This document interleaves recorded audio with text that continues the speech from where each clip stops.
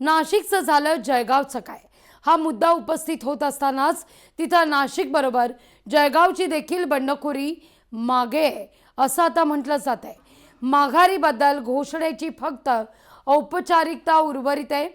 उपमुख्यमंत्री एकनाथ शिंदे स्वतः या संदर्भात घोषणा करतील अशी माहिती गिरीश महाजन यांनी दिलेली आहे। इकडचा प्रश्न मिटला की इकडचा मिटणार आहे आणि तो जवळपास मिटलेलाच आहे। फक्त फॉर्मॅलिटी बाकी राहिलेली जळगावची का जळगावचीच फॉर्मॅलिटी बाकी बोलणं झालं निर्णय झाल्यासारखाच आहे। त्यात ते काही फक्त जाहीर करतील। गुलाब मोहम्मद वाटतं आज इथे नाही आहेत, मुंबईला आहे, त्यांची उद्या काही बैठक आहे, त्यामुळे होईल उद्या परवा होईल। गुलाब आल्यानंतर मला वाटतं शिंदे साहेबच ते जाहीर करतील तिकडनं। जळगाव विधान परिषद निवडणूक शिवसेना बंडखोर रेश्मा काळेंची उमेदवारी अद्याप कायम आहे। जळगावचा बंडखोरीचा तिढा अद्याप कायम आहे। आपण या सगळ्या संदर्भात मात्र शिंदेंशी बोलून निर्णय घेऊ असं कालपर्यंत रेश्मा काळे म्हणत होत्या, पण आता बंडखोर उमेदवार रेश्मा काळे नॉट रिचेबल असल्याचं कळतंय।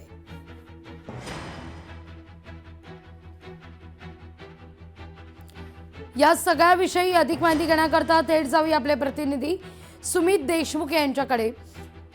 सुमित, या ठिकाणी गिरीश महाजन म्हणतायत नाशिक प्रमाणे जळगावचं सुद्धा ठरलंय, बंडखोरी मागेच आहे, केवळ औपचारिकता शिल्लक आहे आणि शिंदे या सगळ्या संदर्भात घोषणा करतील असं त्यांचं म्हणणं आहे।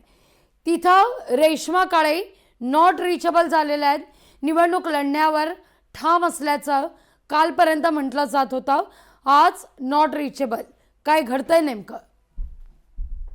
नक्कीच जर आपण बघितलं तर रेश्मा काळे असतील, कुंदन काळे असतील, ते हे दोघंही सकाळपासून नॉट रिचेबल झालेले आहेत। आपण त्यांच्या घराजवळूनच आता आपण रिपोर्टिंग करत आहोत। जर विचार केला तर नाशिकचा तिढा हा कायम सुटलेला आहे। नाशिकला काल पाठिंबा देखील जाहीर झालेला आहे, पण त्याच पार्श्वभूमीवर जळगावचा जर विचार केला तर या ठिकाणी जर विचार केला तर जळगावची जी बंडखोरी आहे ती अद्यापही कायम आहे। या संदर्भात आपण रेश्मा काळे असतील, कुंदन काळे असतील यांना सकाळपासून कॉन्टॅक्ट करण्याचा प्रयत्न करतो आहे, मात्र दोघांचेही मोबाईल फोन स्विच ऑफ आहे, नॉट रिचेबल आहेत आणि त्यांच्या घरी येऊन देखील पाहणी केली असता त्यांचे घर देखील बंद आहे। मंत्री गिरीश महाजन हे रात्रीच जळगावला पोहोचलेले आहेत आणि या संदर्भात त्यांना जर प्रश्न विचारला असता गिरीश महाजनांनी देखील हे म्हटलेलं आहे की या संदर्भातला निर्णय हे एकनाथ शिंदे घेतील आणि यांच्याशी आमची चर्चा देखील झालेली आहे। मात्र कुठेतरी अद्यापपर्यंत हा तिढा सुटल्यानंतर नसल्याने या ठिकाणी सकाळी 10 वाजता मंत्री गिरीश महाजन हे भाजप कार्यालयामध्ये भारतीय जनता पार्टीच्या पदाधिकाऱ्यांसोबत बैठक देखील घेणार असल्याची सूत्रांची माहिती आहे। सकाळी 10 वाजता बैठक होणार आहे, त्यानंतर रेश्मा काळे यांच्याशी संवाद देखील साधणार असल्याचं सूत्रांकडनं माहिती मिळते आहे। मात्र रेश्मा काळे असतील, त्यांचे पती असतील, सकाळपासूनच नॉट रिचेबल असल्याचं पाहायला मिळत आहेत। एवढंच नाही तर आता या शिवसेना शिंदे गटाचे जे नेते आहेत, मंत्री गुलाबराव पाटील असतील, भाजपाचे नेते जे असतील, मंत्री गिरीश महाजन असतील, यांना हे बंडखोरी, जळगावची बंडखोरी थांबवण्यासाठी यश मिळतं का हे पाहणं तितकंच महत्वाचं ठरणार आहे। लागवीजी सुमित, या सगळ्या संदर्भात गेले अनेक दिवस जर आपण नाशिकचं पाहिलं तर नाशिकमध्ये दोनही संकटमोचक तळ ठोकून होते। अखेर इतक्या दिवसानंतर काल नाशिकचा तिढा सुटला।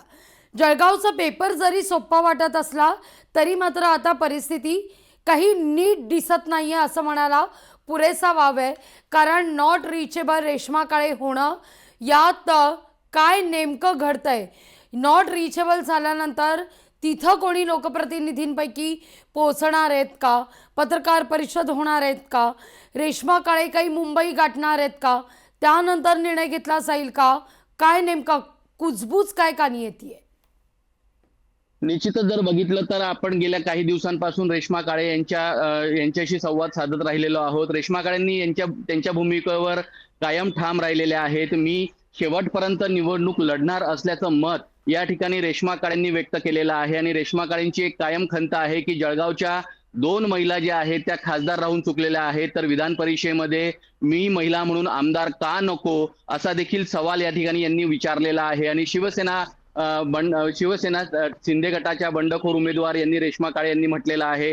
मात्र या ठिकाणी उमेदवारी अर्ज माघार घेण्याच्या दिवशी देखील रेश्मा काळे हे जळगाव शहरातून बाहेर होते, वणीच्या गडावर होते आणि तिथूनच मीडियाशी संपर्क साधत होते.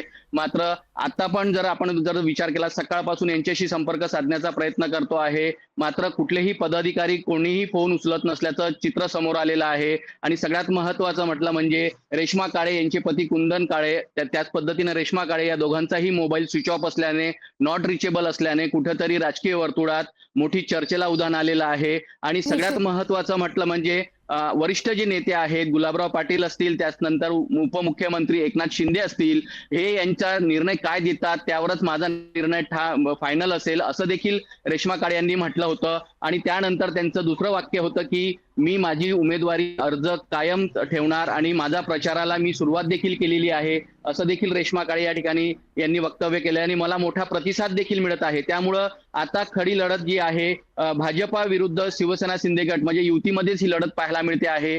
आणि पदाधिकारी देखील मोठा प्रतिसाद देत असल्याचं रेश्मा काळे यांनी म्हटलेलं आहे. मात्र रेश्मा काळे आणि कुंदन काळे सकाळपासूनच नॉट रिचेबल आहेत. अगदी अगदी धन्यवाद सुमित, तुम्ही दिलेल्या एकूण सविस्तर माहिती करता. लोकशाही मराठी ऐका, पहा, जागरूक रहा.